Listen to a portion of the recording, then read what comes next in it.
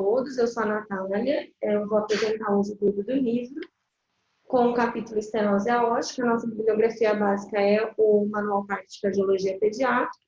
Só adicionei alguns outros livros ou diretrizes quando eu achei necessário, mas a básica vai ser o PARC.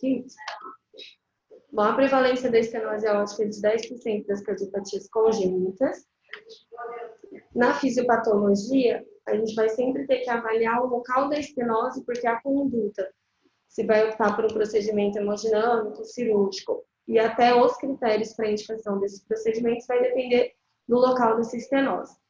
Na primeira figurinha aqui, na figura A, a gente já vai ver uma anatomia normal, com a via de entrada do ventrículo esquerdo e a via de saída. E nas figuras posteriores, a gente vai ver os possíveis locais de estenose. Na figura B, a gente vê o local da estenose na válvula mesmo, então a estenose valvar, que é a mais comum, 71% dos casos.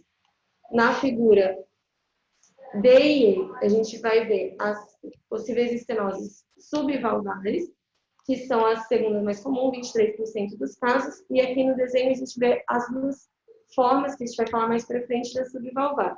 Vai ser a tipo membrana no tipo D e a tipo túnel no tipo E.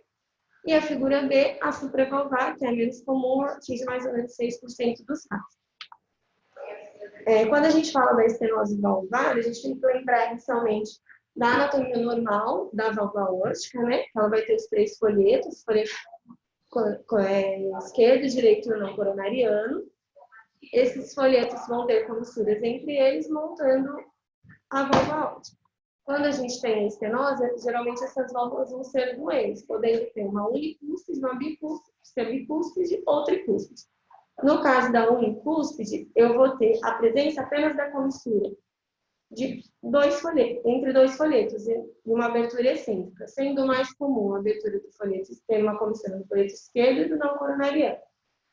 No caso das bicúspides, é 75% dos casos das estenoses. Lembrar que a válvula bicúspide ela pode evoluir com piora no decorrer dos anos, então é uma válvula que a gente vai sempre precisar acompanhar. E a forma mais comum dela ser bicúspide é a comissura entre o folheto direito e o esquerdo. A tricúspide é a morfologia normal, porém ela vai ter uma abertura em domos com estenose. Nesse desenho aqui, só para mostrar como seria a morfologia da unicúspide, da bicúspide e da tricúspide. Nas estenoses supravalvares, a gente vai ter uma constrição anular acima da margem superior do seio de Valsalva, e ela pode ser localizada, que é em sua maioria, atinge aproximadamente 75%, ou segmentar, cometendo um segmento mesmo da aorta ascendente. Sempre que a gente vê estenose supravalvar, a gente precisa pensar em síndrome de Wheeler, e aí na síndrome de Wheeler a gente vai ter a incidência de outras estenoses acometendo outras artérias, então precisa de uma investigação, artérias renais e principalmente artérias pulmonares. Na estenose subvalvar, ela pode ocorrer tanto de forma isolada quanto associada a CIV.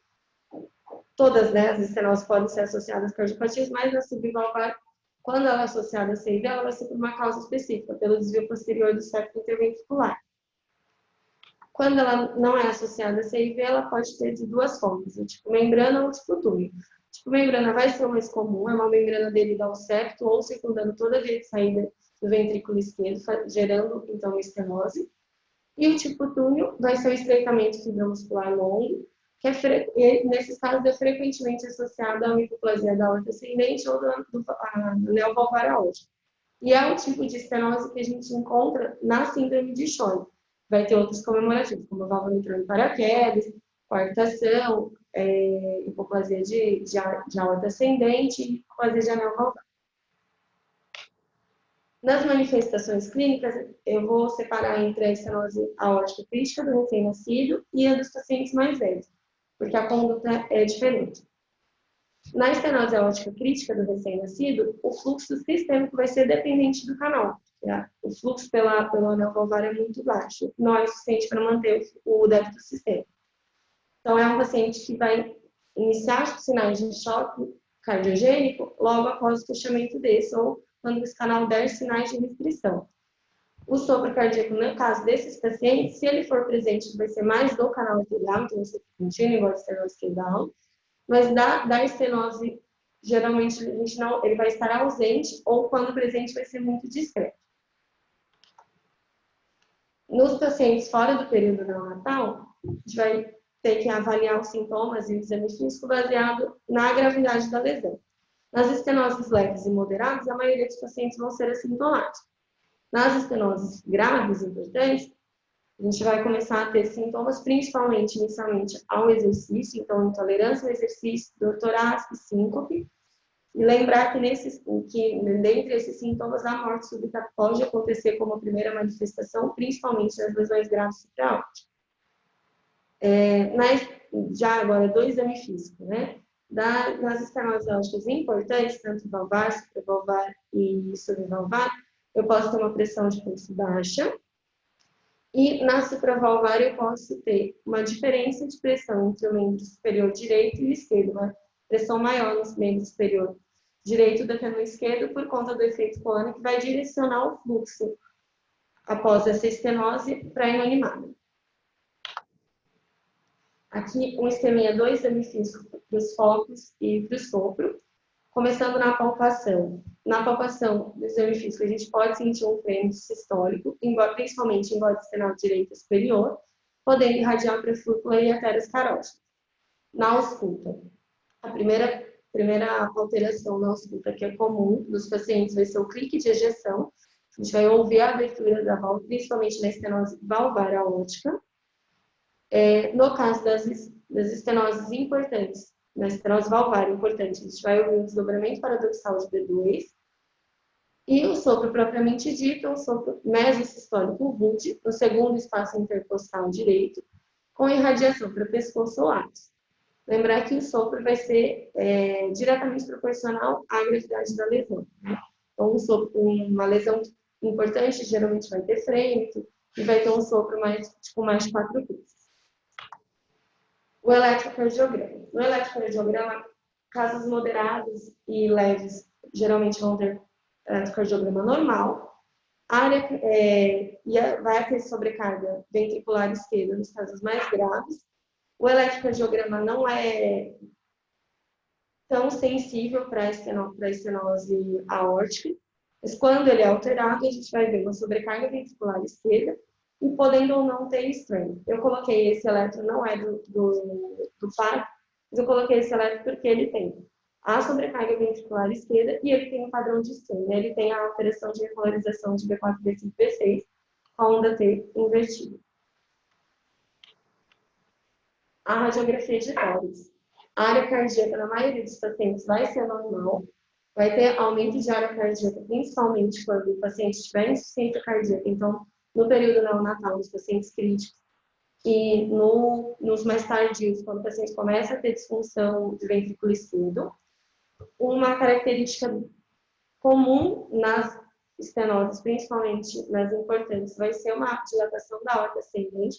Então, é possível ver no raio-x esse botão aórtico, esse seria o principal achado dessa doença no raio-x.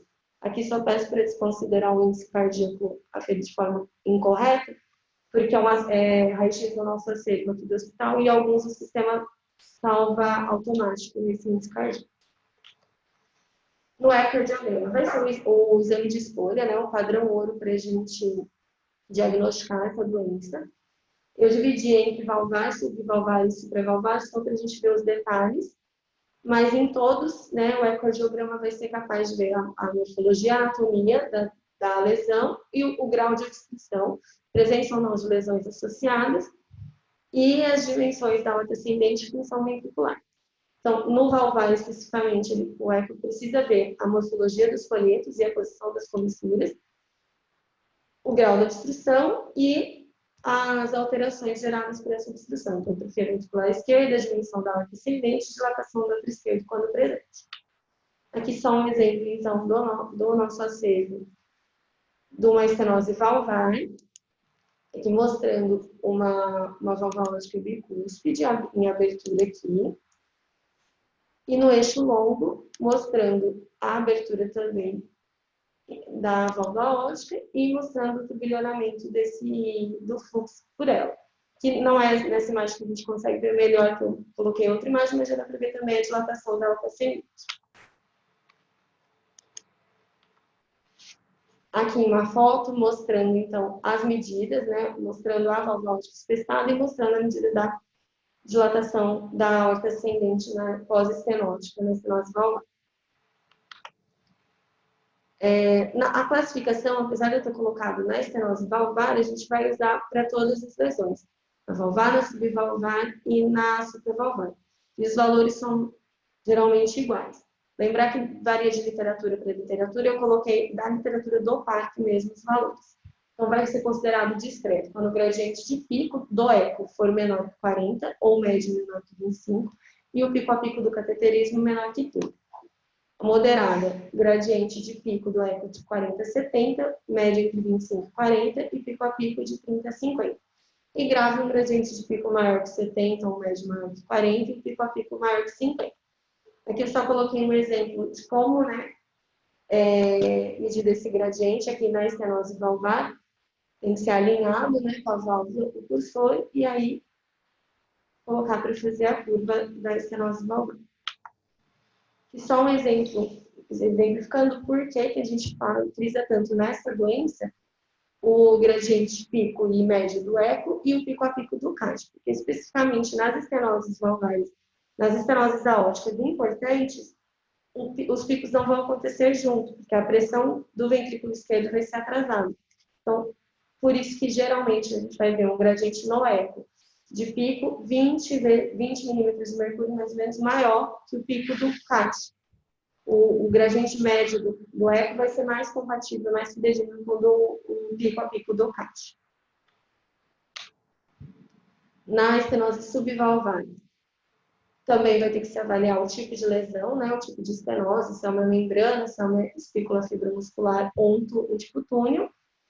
Avaliar a presença ou não de lesões associadas, como por exemplo a CIV, e avaliar a gravidade da lesão também. Aqui eu coloquei dois exemplos do tipo mais comum, que é o tipo membrana, né? A membrana, o anel valvar aórtico está aqui, a válvula está aqui, e uma membrana subvalvar gerando o turbilhonamento do fluxo. Aqui um outro exemplo com o tipo túnel, né? Mostrando um túnel fibroso aqui, abaixo do anel valvar, levando também ao turbilhonamento do fluxo.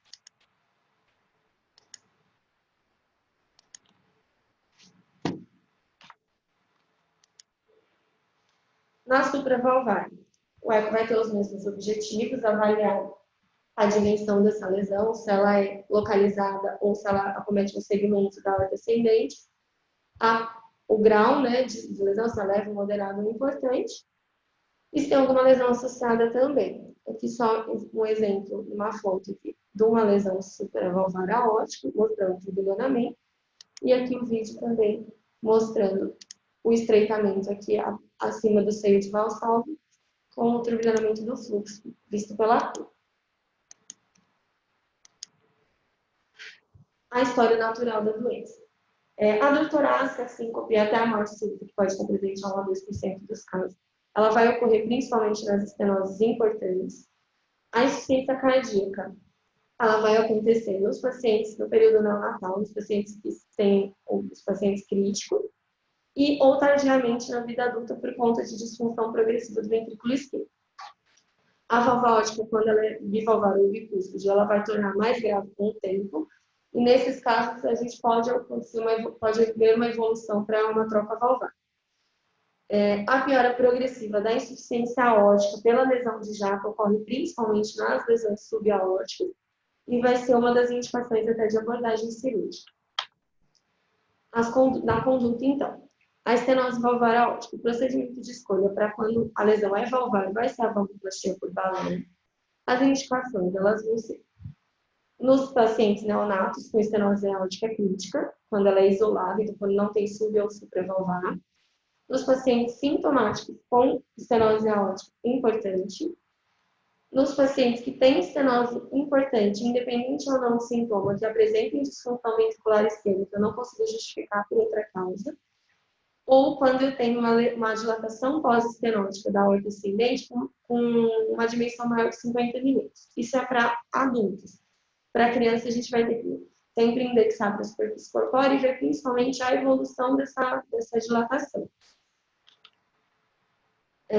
Na estenose valvar, quando eu preciso indicar cirurgia, vai ser naqueles casos que a valvoplastia por balão teve falha, eu não consegui reduzir o gradiente de maneira satisfatória para tornar esse paciente menos sintomático ou com disfunção maior do ventrículo esquerdo, ou se após o procedimento por balão eu levar uma lesão residual com uma insuficiência aórtica importante. A gente vai ter algumas opções cirúrgicas. A comissurotomia, que vai fazer a abertura, depois a doutora Ulisses pode falar melhor, mas fazer a abertura mesmo das comissuras da válvula.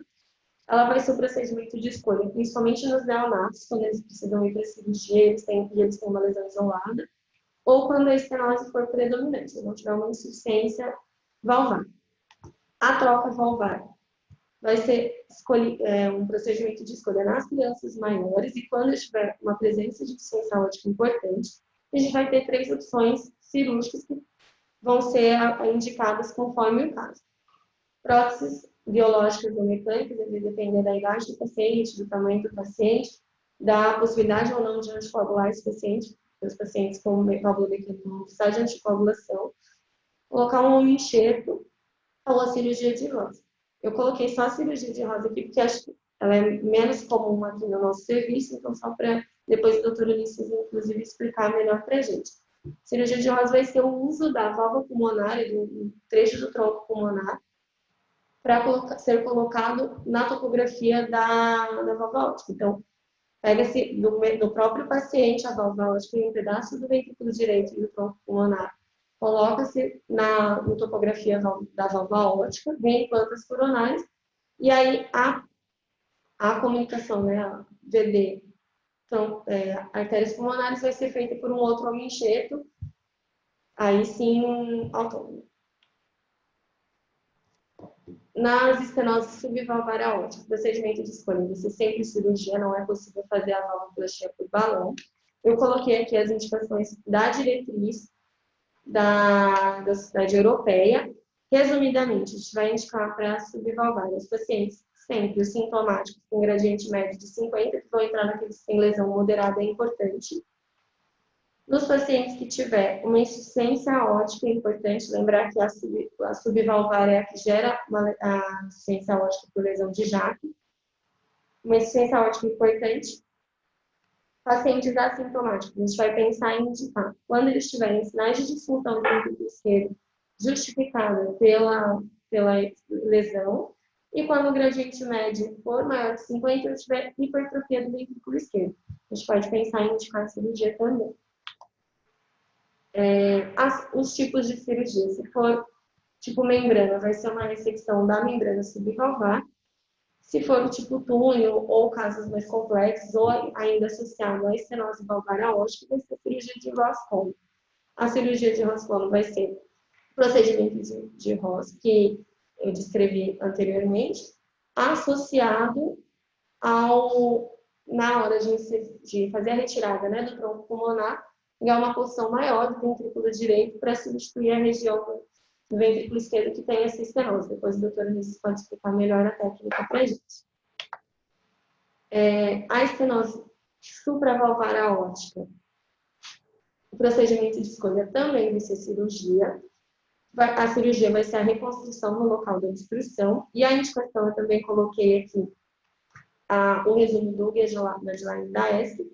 Mas basicamente vai ser nos sintomáticos, quando o gradiente médio for maior de 50, e no gradiente menor de 50, os pacientes com sintomas que apresentarem disfunção ventricular esquerda ou hipertrofia de ventrículo esquerdo.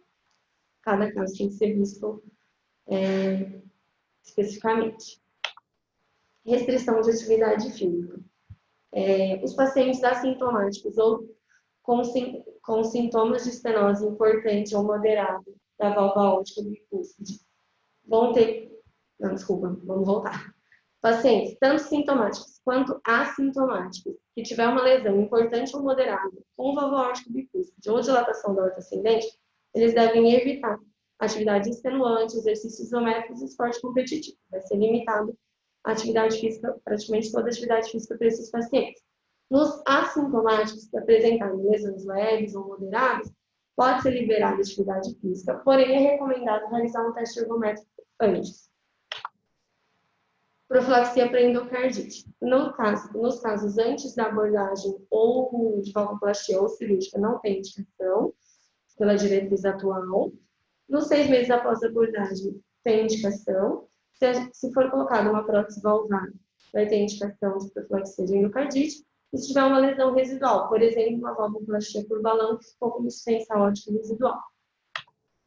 O acompanhamento ambulatorial. Todos os pacientes devem acompanhar, tanto no pré-operatório para ver a evolução dessa doença, dessa estenose, e nos pacientes com abordagem cirúrgica ou hemodinâmica deve acompanhar anual.